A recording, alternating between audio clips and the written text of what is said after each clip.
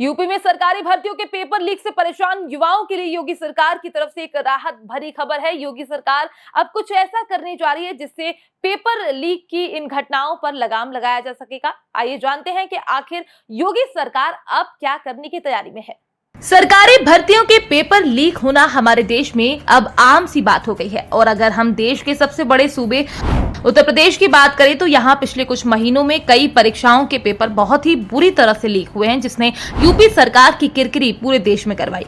सबसे ताजा मामला यूपी पुलिस सिपाही भर्ती का है, जिसमें परीक्षा का प्रश्न पत्र सोशल मीडिया पर इस तरह से वायरल हो गया था जैसे सोशल मीडिया पर जोक और चुटकुले वायरल होते हैं, जिसके बाद इस परीक्षा को रद्द करना पड़ा था।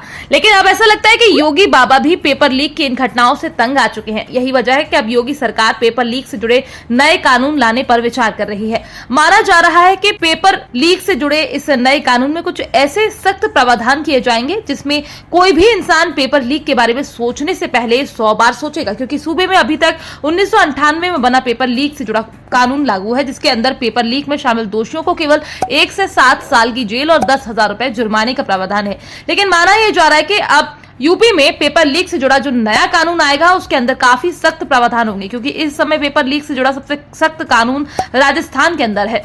अगर योगी सरकार इसके जैसा कानून लाती है तो आरोपी को उम्र कैद की सजा, 10 करोड़ रुपए का जुर्माना, साथ ही आरोपी की संपत्ति तक जब्त की जा सकती है। इसके अलावा जरूरत होने पर आरोपी के ऊपर एनएसए भी लगाया जा सकता है, जिससे योगी सरकार पेपर लीक से जुड़े गिरोह के अंदर सख्त संदेश दे सके। हालांकि योगी सरकार ने पेपर लीक से जुड़े नए कानून लाने की तैयारी तो जरूर कर ली है, लेकिन इसकी प्रक्रिया काफी लंबी है, क्योंकि सबसे पहले विधि विभाग और गृह विभाग की तरफ से पेपर लीक से जुड़े इस कानून का मसौदा तैयार किया जाएगा।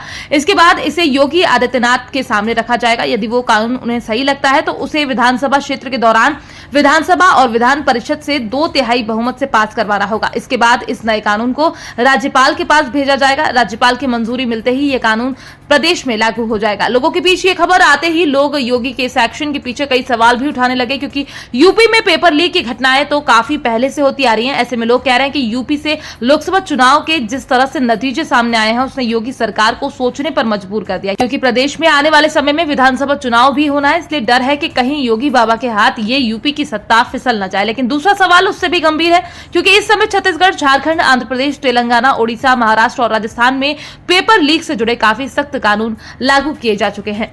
लेकिन फिर भी इन राज्यों में पेपर लीक की घटनाओं में कोई कमी नहीं आई है। ऐसे में ये कह पाना कि योगी के नए कानून के बाद पेपर लीक की घटनाएं पूरी तरह से रुक जाएंगी या उन पर लगाम लग जाएगा, पेपर लीक से जुड़े गिरोह की कमर टूट जाएगी, काफी मुश्किल है। लेकिन अगर योगी बाबा ने पेपर लीक गिरोह पर निगाहें तिरछी की हैं तो सुधार की उम्मीद जरूर की जा सकती है।